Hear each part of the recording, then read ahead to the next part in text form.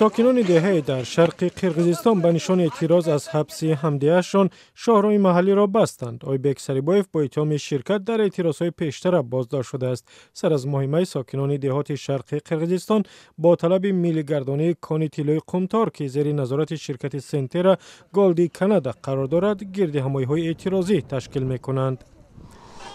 در پاکستان خادمان شرکت روی آهن دولتی راهپیمایی اعتراضی تنظیم نمودند، زیرا مقامات فدرالی این کشور به معاش کارمندانی که در خانه‌های این شرکت به سر میبرند 5% اندازی الوواگی بستند. در شهر پشاور اعتراضگران تیمسالی وزیر مالیه پاکستان را آتش زده مدت حرکت در راههای ماشینگرد را متوقف کردند. در ارمنستان با اشتراک منصبداران بلندپایه رسمی با تنتنه معرفی اولین به اصطلاح پلانشتی استهسال داخلی برپا شد. این کامپیوتر خرد ارمتب نام دارد.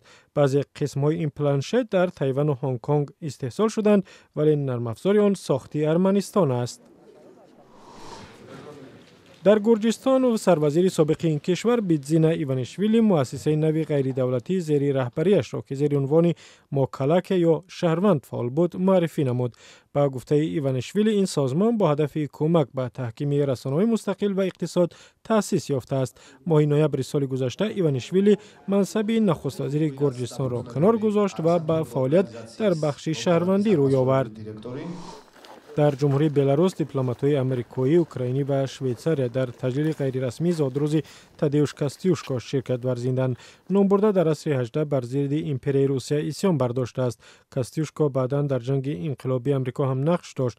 او از نزدیکان توماس جفرسون پرزیدنت سیوم ایالات متحده به شمار رفته، مثل او به حقوق بشر احترام قائل بوده است. کاستیوشکا در سن 71 سالگی در شویتساریا وفات کرده است.